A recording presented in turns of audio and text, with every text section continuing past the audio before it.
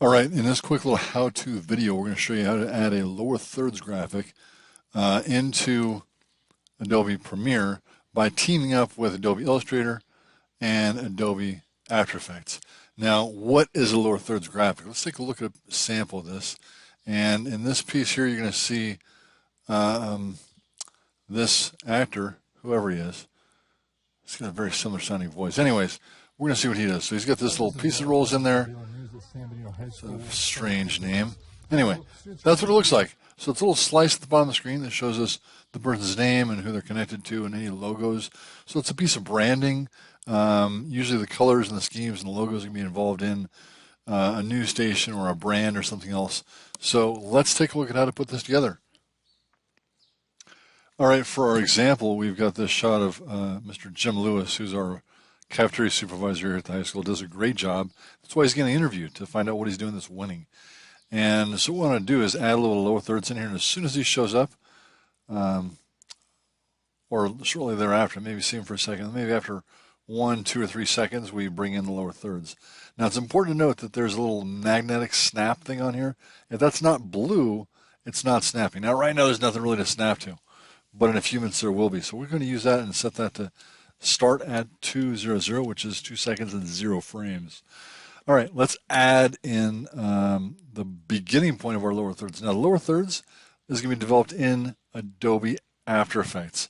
So I'm going to start out by doing a new item, and we're going to use black video. So the black video is exactly the same size and frame rate as our footage, because that's the size of the sequence it's launching from. So I'm going to go ahead and add this in there. Now, here's a little secret for you. The default duration of any graphic item like this, etc., is typically 5 seconds, and this one actually is different. I must have changed the preset. So this one's 10 seconds. That must be the new preset duration. So I'm going to let this be 8 seconds, which is usually about how long I like to make my lower thirds last for. 10 is probably okay. So it's 8 seconds and 0 frames. Now we're going to launch into Adobe After Effects. Now After Effects is this great program that is all kinds of stuff. And doing a lower thirds graphic is a great place to start because it's relatively simple. It involves a little bit of work and gets the job done. So let's go ahead and use this black video to turn it into Adobe After Effects. So we right click on it and we're going to say replace with Adobe After Effects composition. Now if you've done anything else for a project in let's find where I'm going to save this. If you've already got a project going, you should always make sure you've got that project open in Adobe After Effects before you start doing the work. So I've got this sample folder here, and I'm going to call this sample. And I usually use the word MoGraph or something like it in my files, because sometimes I'm using one that's for a Premiere project that may have the exactly same name, but I use MoGraph to differentiate the two. All right, so now I've got this thing and nothing is here, which is pretty much what I should expect, because that's what I brought over was this piece of black video. Now, why is that black video? Why black video? Well, the purpose of black video was it gave me something to launch to in After Effects, or launch from, or whatever. So I'm going to go ahead and make a stripe. Now, the stripe I've already got built is in Adobe Illustrator, and I shall make you a separate video on how I made that. But I'm going to go ahead and drag that in here so I can use this by opening up my, let's see, lower thirds AI. This is the one I want. So there's a Adobe Illustrator document here. I'm just going to drag and drop this into my project file, I guess. Let's go to project. So when I drag and drop it in here, it'll go exactly where I want it to be. Now, if you have a project with lots of stuff, and it's a good idea to eventually think of naming conventions and organizational folders to use. This one's pretty small, not a big deal, but organization is always key, because no matter what size your project starts out at, sometimes you may go on to things that have lots and lots of objects, lots of footage, and lots of different compositions. Composition, this is a composition. It is the equivalent of a Premiere sequence. Now the sequence here, simply a timeline with some stuff in it, and that's what this is. But with these sequences, or excuse me, with the composition, it has a limited duration that's set by the user, whereas Premiere just keeps getting longer as you add things to it. So let's go ahead and use this duration that we've got, which is 8 seconds. And I'm going to drag my lower thirds AI graphic in here. Now, I made this previously. Could have also been done in Illustrator, or right here in After Effects if you wanted to. I've done that before. But let's go ahead and talk about this. So let's choose S for scale. And we're going to scale that down to the frame size. Looking good, looking good. So I'll make that just a smidge bigger. Maybe I'll go to 70%. Sure, oops. Let's see, something changed there. Oh, when I clicked on it, it opened up that footage separately. And so where I think I'm going to add changes, this is actually the layer I'm in. So I want to go back to my composition. So what I'll do next is I'm going to go ahead and add some text. And typically for something like this, I'm going to add 2 lines of text. Few ways to add text. You can just grab the, with nothing selected, grab the text tool and start typing. And I wrote the word name in there. Very clever and witty, I might say. And typically in a lower thirds graphic, I use Arial. This is not an artistic piece, it's information. And our main point of attention should be on the folks we're speaking with. So this is going to go name. Looks like I added a piece of errant punctuation in there. So I'm going to get this to fit. Let's just zoom in on this a bit more. Now I can zoom in by spinning my mouse wheel, and I can adjust my position by holding down the space bar. So let's just get this to be about 54, and that's in pixels. So that's the pixel height of the text. So let's go here, and let's go ahead and add in the person's name we're speaking with. So we're going to use 2 lines. So we're going to put in Mr. Jim Lewis. And if I want to use the exact same thing and not pick all that over again, just select the layer and push Control D. What happened? Well, nothing really, but if you drag it down using Shift, now why would we put the guy's name in there twice? That's just silly, right? Well, the reason I did that was to get the exact same formatting. And I might go back to the original and set this one to bold. So we're using a system of sort of priorities, and the Jim Lewis is the thing that's most important here. It's his name. And then secondly, this important is his job. So he's I probably have his job title wrong, but that's the basic idea. And there's other ways of laying that out. You could lay them side by side. Now, if I want to make adjustments, it's probably a good idea if I lock all the things I'm not going to use. Now, I am going to get rid of the black video.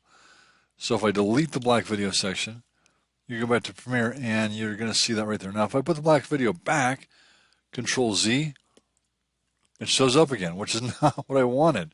So let's get rid of that black video.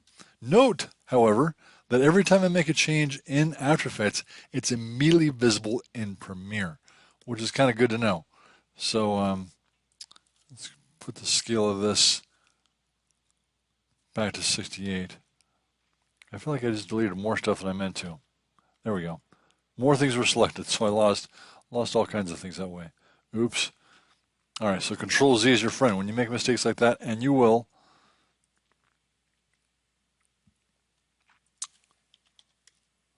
then Control Z always helps you backpedal and go the right direction. Now you can push P for position and adjust this upward a little bit. And I probably should do the same with these as well. And just go up there and use the arrow keys and Shift, or just the arrow keys by themselves. So that gives me a good position. Now, getting the first one right is a great idea, because as we add more interviews in here, we're going to use the same thing over and over again. So we're essentially creating a template for this process. So now we're going to learn how to add in some animation to the piece. All right, so to get this animating into place, what I'm going to do is first I'm going to link or parent the 2 text objects, Cafeteria Supervisor, to the lower thirds AI layer. So each layer has its own controls, which are your transforms of anchor point, position, scale, rotation, and opacity. And what I want to do is link everything to that lower thirds layer. So all I have to do is animate one piece, and everything comes along with. So what I'll do is I'm going to sort of animate backwards, because that's what I want it to look like when it's done animating. So let's go to, say, a half second. So I'm going to go here and I'm going to go this 30. This depends upon the duration. Yeah. So my frame rate is 59 frames per second. I'm used to working at 30, so I had to double check myself by checking, is 30 but halfway between 1 or is it at 1? So I'm going to go ahead and keyframe by clicking the stopwatch, and that results in this little diamond showing up. And so now I'm going to go back to 0. I can drag it backwards. I can type in 0 here, and I can also type in 0 here. Now, typically, most Adobe softwares have about 3 ways at the minimum to do anything, and that's so you have a, you know, if you're a menu kind of person, or keyboard shortcuts, or tool buttons, whatever you like is yours. Now, when I change the value here, it's going to, right now there's only one keyframe, and that holds the mathematical values for that position in time. So I'll now go back to here, and let's just use the horizontal value and move it off, something like this. So now when it opens, it's going to roll into the picture. And notice, because we parented everything else to it, everything else rolls with it. So that really makes it easier to add in some animation and have it applied to everything. So that rolls in. And now we're going to go to the end, which is, let's see if I can remember this rightly. I'm thinking it's 7.5 seconds. So if I go to 7:30, oops, I miskeyed that, 7:30, that's 7.5 seconds in this case. So I'm going to add a new keyframe, and this is my keyframe navs over here. This little diamond button here will add or remove a keyframe at the current time, at the position, which I need to hold that value throughout here, so that when I go to 8 seconds and change the value, it will it'll hold all that time. Okay, so let's go back to this one. I'm actually going to take the values from this keyframe here and go to my end and paste. So now it's going to go back out the same direction. Now, one thing I could do to make this a little bit more interesting, it moves pretty consistently there, is if I select these 2 keyframes and right-click Keyframe Assistant and use Easy Ease, this simply gives it a more natural movement where the velocity changes throughout time. So how does that change it? Let's see. So notice that my keyframes change from diamonds, as we have at the end, to hourglasses. And so that's usually an indication that easing has been used. And easing simply changes the velocity of the object over time. Notice that up here we can see the keyframes, or the position values, and they're closer together here, which means they're changing less quickly. And in the middle they're more spaced out, which means they're changing faster.